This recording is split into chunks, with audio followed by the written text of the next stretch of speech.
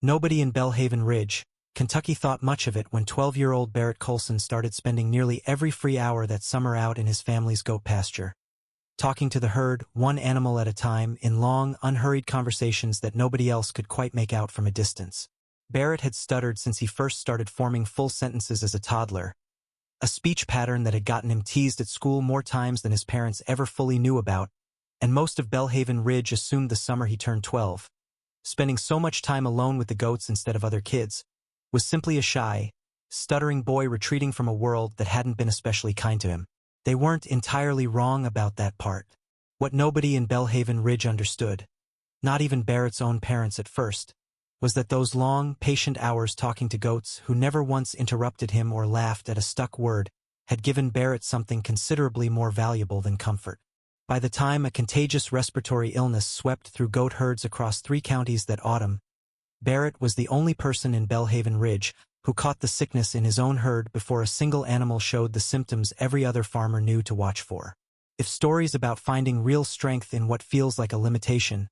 and the quiet value of paying close, patient attention, matter to you, this is exactly the kind of story we tell every week. Go ahead and hit subscribe so you don't miss the next one.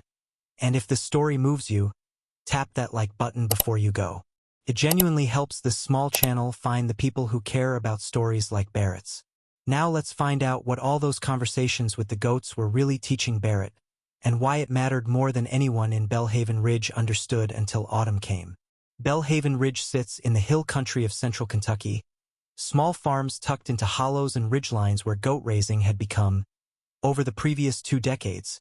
an increasingly common alternative to the region's traditional tobacco and cattle operations. Barrett's family ran a modest herd of about 60 dairy and meat goats across their 60-acre property, an operation his parents, Dale and Wanda Colson, had built up gradually since Barrett was small, and that Barrett himself had grown up around his entire life. Barrett's stutter had been part of his life for as long as he could remember, a speech pattern that ranged from mild, barely noticeable hesitation on certain sounds to, during moments of real stress or self-consciousness, considerably more difficult blocks that could leave him unable to finish a sentence at all in front of people. School had been the hardest environment for it, the particular cruelty children sometimes bring to anything different, and by the time Barrett turned 12, he'd developed a quiet, careful habit of saying less rather than risking the frustration and embarrassment of stumbling through a sentence in front of classmates who'd learned, over the years, to imitate him when they thought no adult was listening. The goats had always been different. Barrett had noticed, from a young age, that something in him relaxed completely when he was alone with the herd, a physical and emotional ease that let his speech flow considerably more freely than it ever did around people, a phenomenon his mother, after some reading on the subject, learned was actually well documented among people who stutter, the particular freedom of speaking to an audience that couldn't judge, interrupt, or react with impatience the way human listeners sometimes did. That freedom, once Barrett discovered it fully around age 10, turned into a genuine daily habit.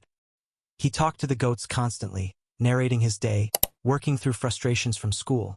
simply thinking out loud in a way he rarely felt safe doing anywhere else, and by the summer he turned 12, that habit had expanded into hours spent in the pasture nearly every single day, moving slowly among the herd, talking to individual goats by name, sitting with them for long stretches that had no particular purpose beyond the simple comfort of their company. What Barrett didn't fully realize himself, though it became unmistakably clear by that autumn, was how much genuine, detailed knowledge of each individual animal those hours had built in him. Spending that much unhurried time with 60 goats, watching each one closely enough to have something to say to it, meant Barrett had absorbed, almost entirely without meaning to, an intimate familiarity with each animal's normal behavior, how each one typically ate, how it moved, its usual posture at rest, the subtle individual quirks that distinguished one goat from another in ways most people, even experienced farmers managing a herd for practical purposes rather than companionship, rarely developed for every single animal. His cousin Tyler, visiting from Lexington for a week that July, found the whole habit genuinely strange. "You just sit out there talking to them?"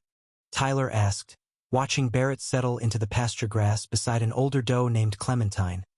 launching into an unhurried, only slightly halting account of something that had happened at school that spring. Barrett, comfortable enough with his cousin to answer without too much difficulty, explained that the goats didn't care if he got stuck on a word, that they just listened. Tyler shrugged, not unkindly, and went back to his phone, unconvinced but not unkind about it either. Word of Barrett's summer habit moved through Belhaven Ridge's small farming community the way most things did, through church, through the feed store, through casual conversation among neighbors who'd known the Colson family for years. Regina Foss, who ran a considerably larger goat operation on the adjoining property, mentioned to another farmer at the feed store that the Colson boy spent his whole summer out there talking to the goats like they were his best friends. A comment delivered with genuine sympathy for a kid who clearly struggled socially, but with the settled assumption, shared by most of the community, that the habit reflected Barrett's own emotional needs rather than anything the rest of Belhaven Ridge needed to think seriously about. Barrett kept at it through that entire summer and into early autumn, his relationship with the herd deepening into something considerably more attentive than most people, including his own parents, fully appreciated. He noticed, without ever framing it as any kind of formal observation, small individual patterns across the herd, which goats preferred which corners of the pasture, which ones startled easily and which stayed calm, the particular way each animal chewed and moved and postured itself when it felt entirely at ease. The situation that mattered arrived that October, when a contagious respiratory illness began moving through goat herds across Belhaven Ridge and 2 neighboring counties,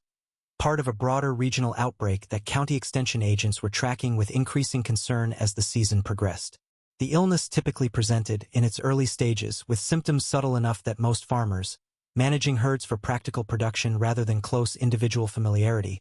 often didn't catch it until animals showed more obvious signs: reduced appetite, visible nasal discharge, labored breathing, symptoms that, by the time they became clearly visible, meant the illness had often already spread meaningfully through a herd. Barrett noticed something wrong in 3 of his family's goats on the same October morning, animals he'd spent that entire summer sitting with and talking to nearly every day. Clementine, the older doe he talked to most often, held her head at an angle Barrett had never seen from her before, subtle enough that his father, checking the herd that same morning during routine chores, hadn't registered anything unusual at all. 2 younger goats Barrett had also spent considerable time with showed similarly small deviations from their normal posture and movement, changes Barrett could describe with startling specificity precisely because he'd spent an entire summer building an intimate familiarity with exactly how those particular animals normally held themselves. He told his father that same morning, and though Barrett's stutter made the explanation take longer than it might have for another child, Dale had learned, over years of parenting his son, to wait patiently through the halting sentences rather than rushing him or finishing his thoughts for him. Barrett described, animal by animal, exactly what looked different, comparing each goat's current posture and behavior against what he described as its normal way of standing and moving, details specific enough that Dale, despite seeing nothing obviously wrong himself on a casual look, took his son's concerns seriously enough to call their regional veterinarian, Dr. Elena Vasquez, that same afternoon. Dr. Vasquez, familiar with the broader regional outbreak already circulating through her other clients' herds, drove out within 2 days and examined the 3 goats Barrett had flagged directly. What she found, using diagnostic testing considerably more sensitive than visual observation alone, confirmed early-stage infection in all 3 animals, caught, by her own professional assessment, days before any of them would have shown symptoms obvious enough for a farmer without Barrett's particular depth of individual familiarity to notice through ordinary herd management. Dr. Vasquez began treatment immediately and, working with Dale, isolated the 3 affected animals from the rest of the herd, a step that considerably slowed the illness's spread through the Colson family's goats compared to what Dr. Vasquez was seeing across other affected operations in the region. Regina Foss's larger herd next door, without the kind of individual animal familiarity Barrett had built, didn't catch the outbreak until nearly a dozen animals showed clear symptoms, a delay that resulted in significantly more widespread illness across her herd before treatment could meaningfully contain it. Regina came by the Colson property that November, once the regional outbreak's full scope had become clear across Belhaven Ridge, and stood at the fence line with an expression considerably more serious than the sympathetic amusement she'd shown that summer. "Your boy caught it in 3 animals before mine even looked sick," she said. Dale, with the same patient pride he'd learned to feel about his son over years of watching Barrett navigate a world that hadn't always been kind to him,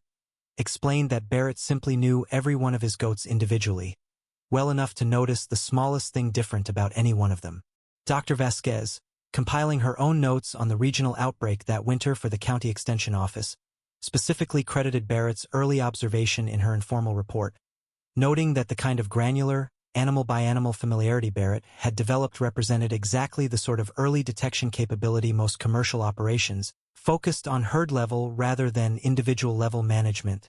rarely achieved. By the following spring, word of what had happened had shifted gradually, how Belhaven Ridge talked about Barrett's summer habit. Regina Foss asked him directly, that following June, if he'd be willing to walk her own herd with her occasionally, teaching her what to look for in individual animals the way he'd learned it himself. Barrett, working through the request with the same careful patience he brought to most conversations, said yes. Barrett never made much of what happened that October. When people asked how he'd known something was wrong with 3 goats that looked, to every other adult who checked that morning, entirely normal, he usually gave some version of the same answer, delivered in his own unhurried way. He hadn't known anything about illness or symptoms. He'd just spent an entire summer talking to those goats until he knew exactly how each one was supposed to look and move, and once something looked different, he couldn't quite let it go until somebody listened. There is a particular kind of expertise that grows from spending time with something not because you're trying to learn it, but because it's the one place you feel safe enough to simply be yourself. Barrett Colson hadn't set out to protect his family's herd from a regional illness outbreak or prove anything to a community that had never quite known what to make of his stutter. He'd simply needed somewhere to talk freely without judgment or impatience, and in finding that somewhere among 60 goats who never once cared how long it took him to finish a sentence,